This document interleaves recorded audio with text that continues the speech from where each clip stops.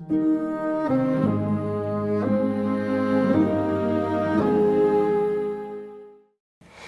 I am Alana Ford. I'm the Senior Fellow here at the Perth USAsia Centre, and I'm sitting here with the one and only Kim Beazley, and today we're talking about the US presidential election. Looking back at the last month, it's probably not been quite as chaotic as the months prior. We have had a few memorable moments though, and in particular, of course, was the debate that took place yesterday. The debate was particularly significant for a few different reasons. It was the first time that Vice President Kamala Harris and former President Donald Trump actually met in person. It was also significant because it's the first time in US presidential history that a former prosecutor has gone toe-to-toe with a convicted felon in a debate. So it made for some entertaining TV, but we also did get some policy debate as well. So Kim, what did you think? Well, I was surprised, in one sense only, really, at how extremely bad Trump was. Okay. Which he's not a bad debater. He's generally pretty good on creating his own zeitgeist and putting himself inside it, and that gives him a sort of credibility. But the man's ageing, and yes, the debate it absolutely showed. So I think that he would be coming out of that, despite his various protestations, extremely unhappy, and a lot of his supporters would be not so much asking questions about whether or not they'd vote for him. I wish they would, but they probably won't. But they really be wondering about the acuity issue. Yeah, absolutely. Looking at Kamala Harris, going into this, there were questions about her consistency on policy issues. Of course, she was very strong on abortion. Do you think that on the other policy issues that they were talking about, that she did enough to convince people that she will be reliable as a leader? Look, I think she did herself an enormous amount of good. The Americans look for the Commander-in-Chief. Well, the first thing that you think of when you're thinking of a president is, can he or she be effectively Commander-in-Chief? Hillary Clinton had no real problems with that because she'd been State Department Secretary and in the face of the American electorate for a long time. On the other hand, Kamala has been essentially in Californian legal politics, and then briefly, really, before she became Vice President, in national politics in Washington. So she's still an unknown quantity, and as an unknown quantity, that Commander-in-Chief thing is really important. She looked every bit a Commander-in-Chief, and that settled that particular thing. You don't want to get, I know it from our own experience here. Australia in this sense is no different. Debates are not necessarily decisive at all. I mean, I was leader of the opposition and ran 2 elections, and in the sort of post-debate vote against Howard each time, I won by a similar margin to what she did, and then I did not win the election. So you don't want to set too much store by that. And the second point I'd make on that is that he was beaten by Biden 51-47, basically. And 51-47 just got Biden narrowly through in the Electoral College. And I haven't seen a poll that says to me that that's where Kamala Harris is. She's well behind that in most polling, in all polling that I've seen to this point.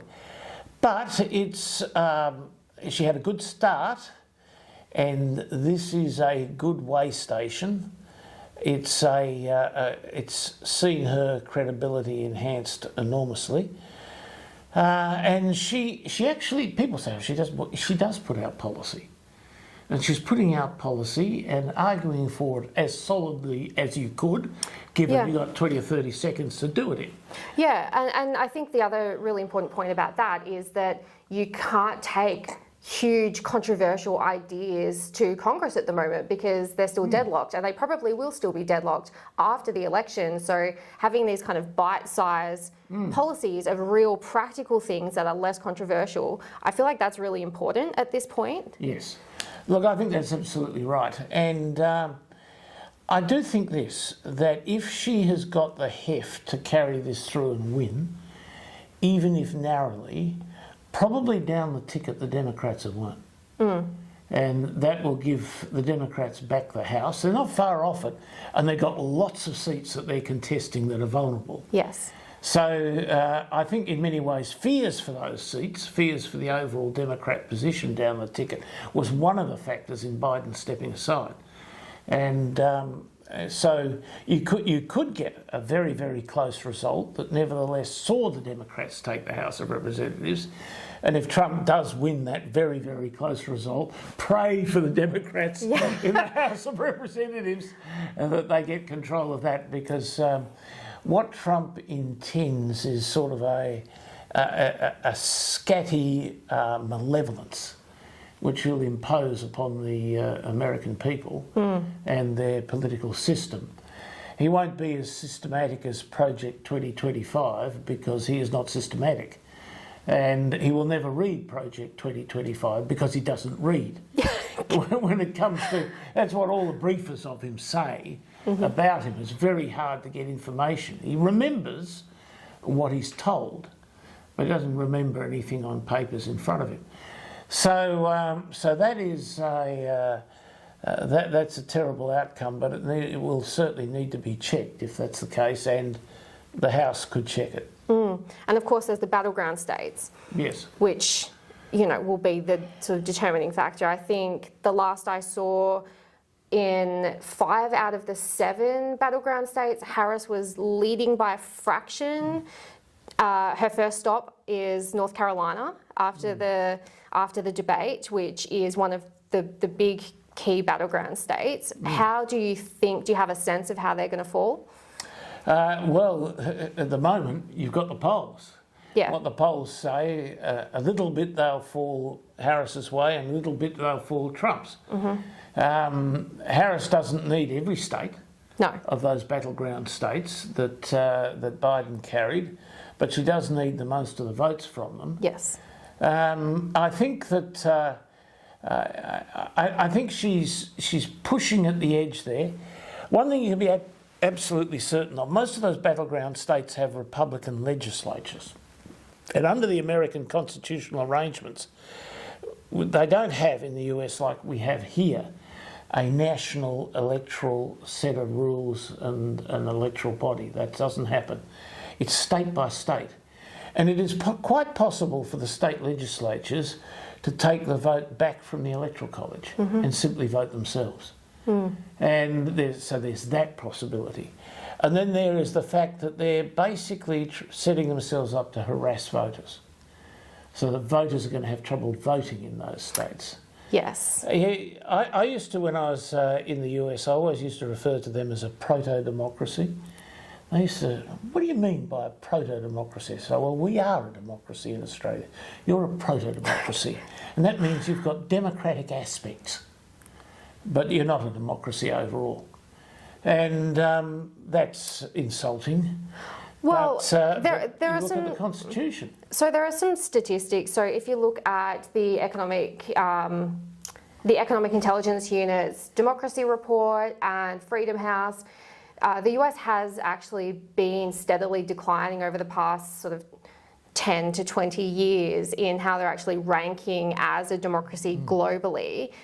They're still faring a lot better than other democracies in other parts of the world, but there has been a decline, I think, in the resilience of their democratic systems, largely because there is such a huge political divide.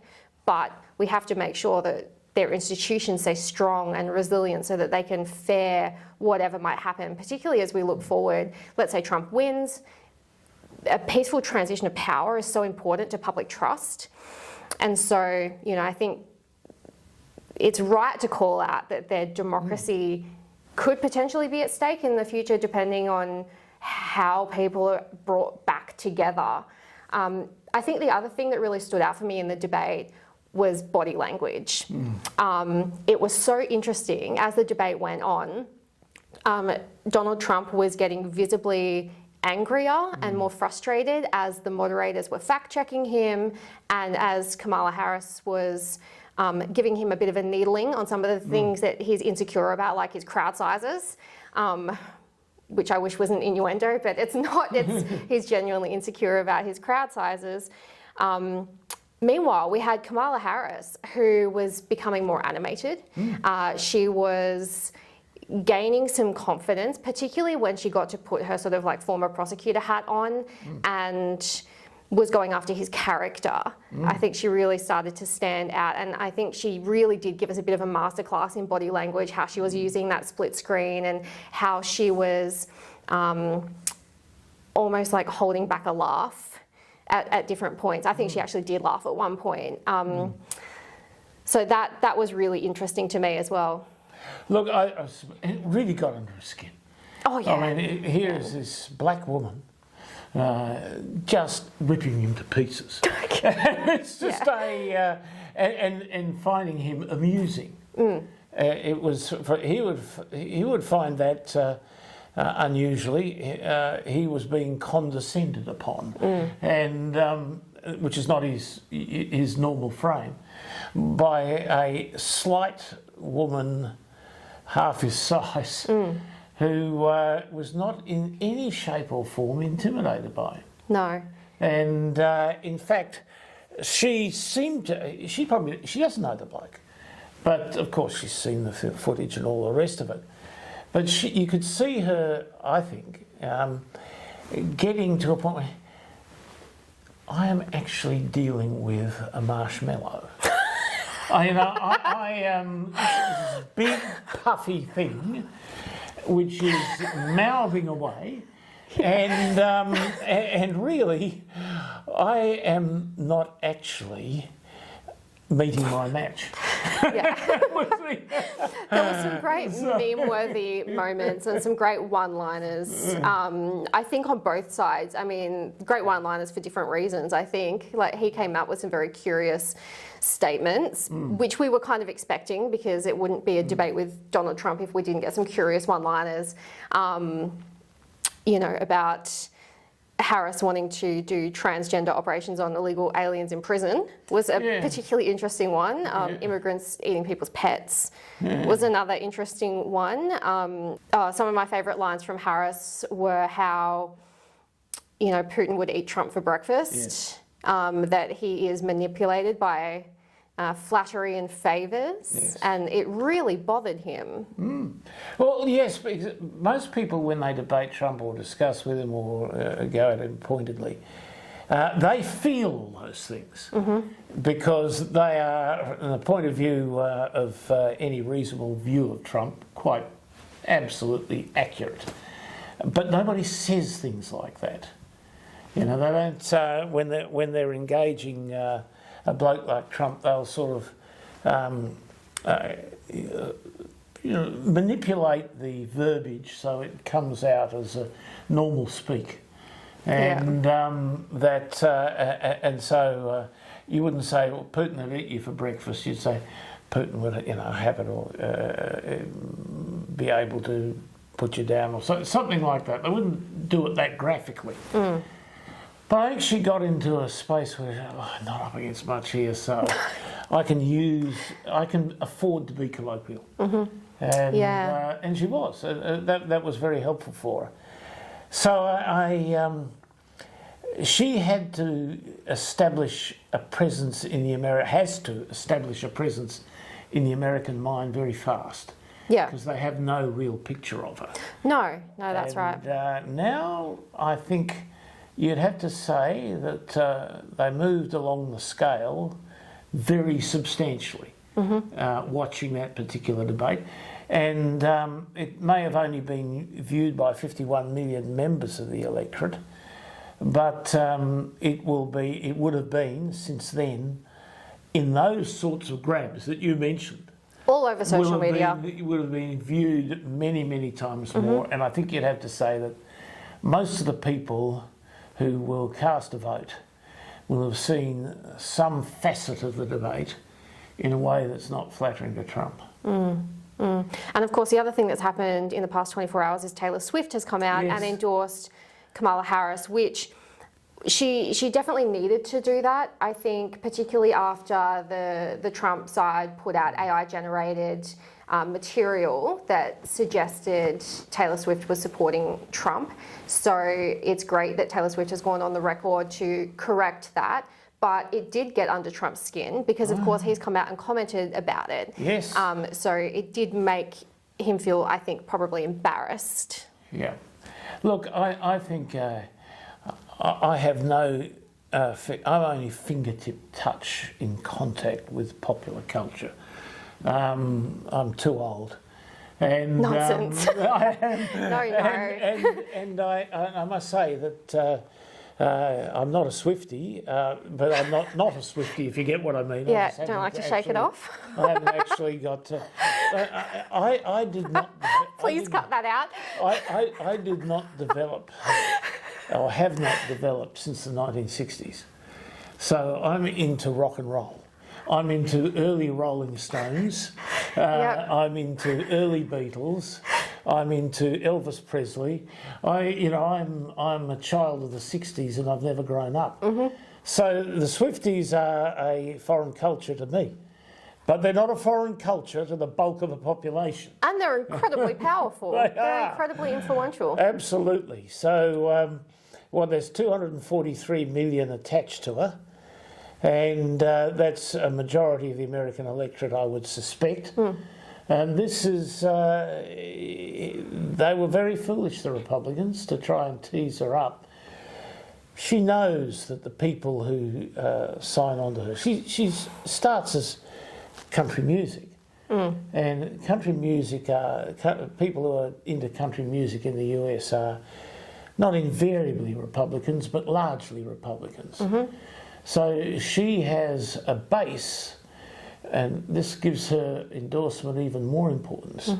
She has a base probably that would be mildly Trumpish, mildly pro-Trumpish, and there you have it. It's a... there you have it. You've got he has cajoled her, she into saying what she thinks anyway. But the way she did it was devastating. Signing off as a cat lady. Yeah, it was great. It was great. Fantastic.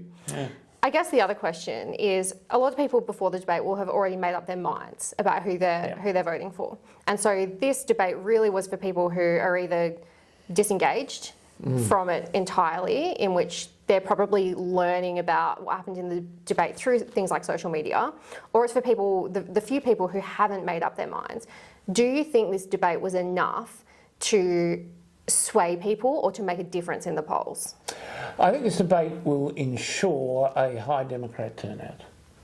You know, when I used to be in Australian politics, we would always get American consultants out, and the Liberals did too, for the election. They're so good.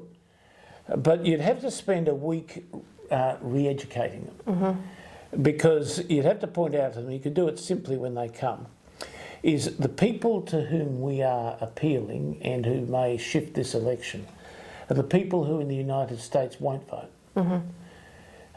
In the US, it's about turning your base out, and then about trying to change people's minds. In Australia, it's about changing people's minds or establishing a presence in their minds. Because voter turnout's just not an issue for us. Voter turnout happens. It's a result of compulsory attendance at the polls. They don't have that in the US. So what I would say, the principal political effect that a couple of days ago would be optimising the Democrat turnout, be settling a lot of people in the Democratic Party who may not be rusted on to Kamala into saying, no, it's important to get out there and vote. And it's hard to vote in the US, so that's a very important thing to do. It's much harder than here. And just diverting briefly on that, I don't think people really understand there is a huge difference in the way in which we cast ballots in this country and in the US. We go in at a federal election, we get two pieces of paper. one for the House, one for the Senate, and you write on that. If you're going to bother to vote, you write on that, and then your numbers, and then you put it there. An American goes in, and if they get a paper ballot, and most don't, but they probably get a voting machine. But it will be, if it's paper, it's that thick. It's a book. You get a book, because you're not just voting for the president. You're voting for the senator, you're voting for the congressman, you're voting for the governor, you're voting for, in many states, all the ministries of the states, the Secretary of Agriculture, yep. etc. And then you move on to the local government, you're voting for the mayor, you're voting for the regional council, you're voting for your local council.